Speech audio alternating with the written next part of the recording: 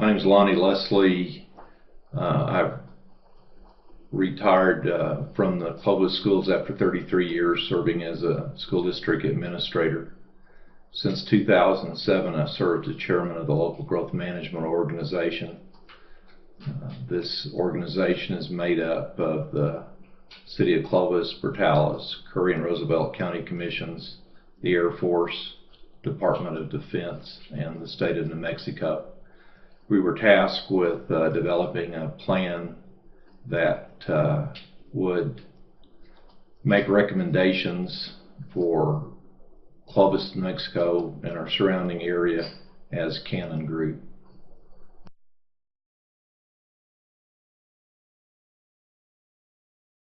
As we did our study, we determined that about a third of the economic base of Clovis, New Mexico is based on having Cannon Air Force Base in our community.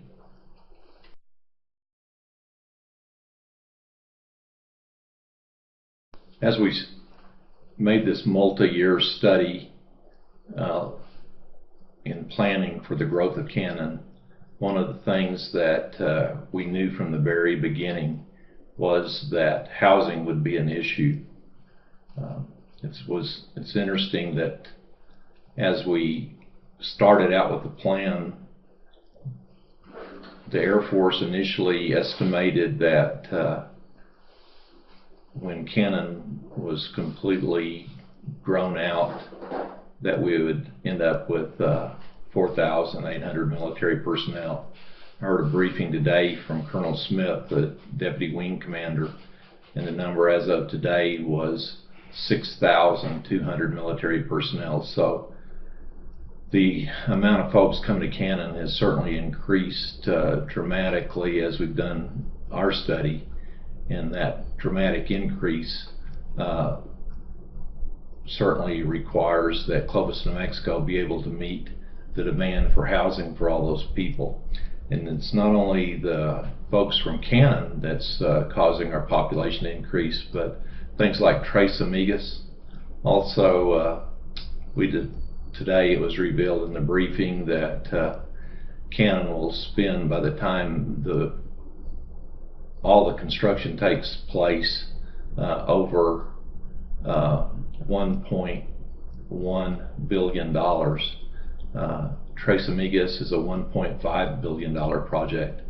Those two, the construction project for the base and for Tres Amigas certainly will increase the demand for construction personnel in our community. That will also have an effect on the amount of affordable housing that we need.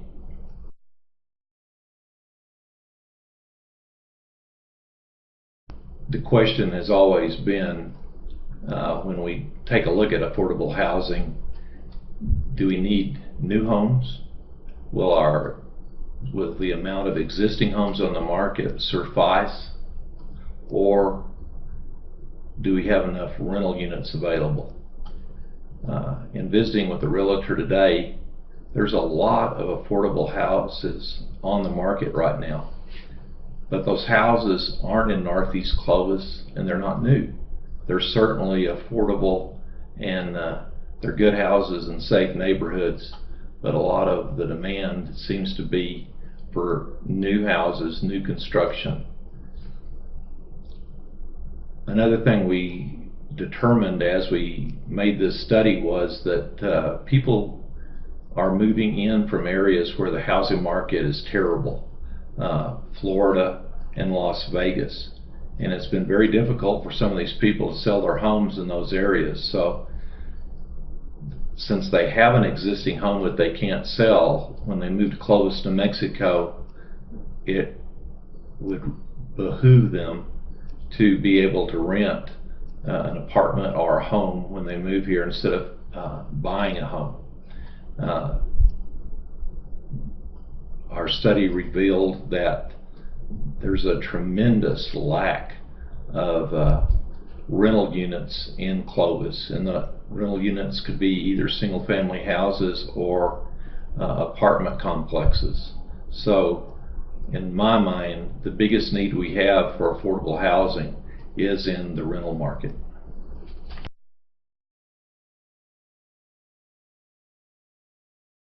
I think that in order to solve this problem, will be an effort that will involve both government and private investors. One of the things that I've seen as I've visited with lending institutions is there's a tremendous problem with commercial lending right now. Although the banks certainly have finances to lend and would love to have that money invested in our community, federal banking examiners are very concerned when they come in and look at a bank's portfolio and see too much commercial real estate on the portfolio of the bank. So it makes it difficult for the banks to loan money on apartment complexes. That problem, I think, has really been manifest in Clovis because as we can see when we drive around, that although homes are being constructed in many places in Clovis, we're not seeing apartment complexes being constructed as fast or in as large of complexes as we need.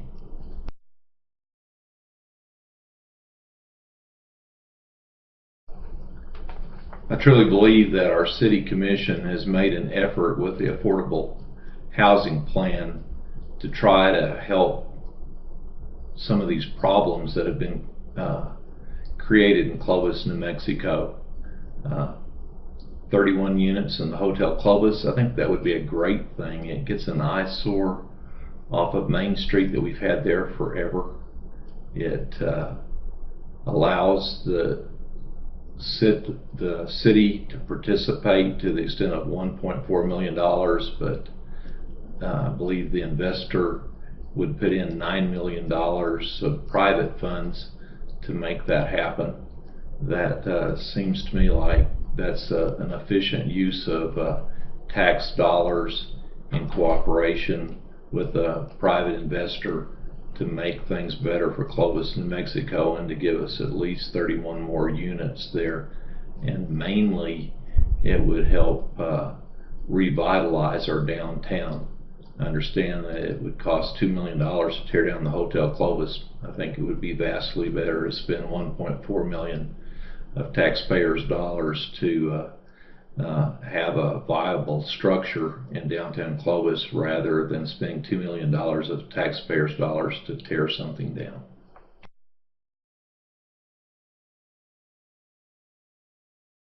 I'm concerned about the petition that's being circulated in Clovis right now.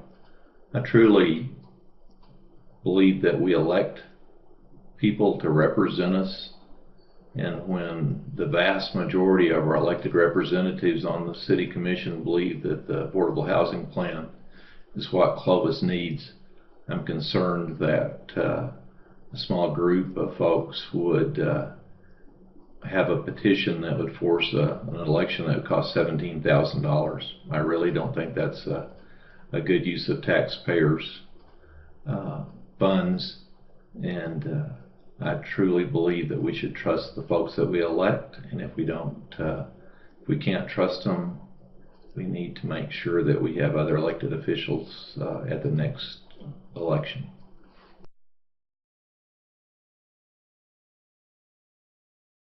The question that comes up quite often is, will Cannon build enough new houses for all military personnel eventually? And I don't believe they will. As the Air Force enters into privatization of housing, they are planning on upgrading some of the houses at Cannon, and they are planning on building new houses at Cannon, but I don't think I've ever heard them say that they have any intention of building enough houses, increasing the amount of houses they have at Cannon to handle all the folks that are moving here. I think that their plan has been that they would have enough housing for the people in the very lowest ranks, and then they expect the higher ranks to live in Clovis or Portales or Currier Roosevelt County's Melrose, and not on the base.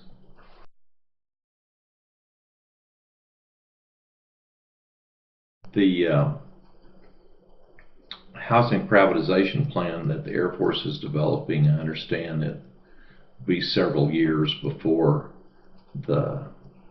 that plan fully reaches implementation and all the houses that they're planning on building or renovating are done. I know that they're also they have plans to build several new dormitories on the base, and that certainly will help in meeting the needs of our community when those new dormitories come online.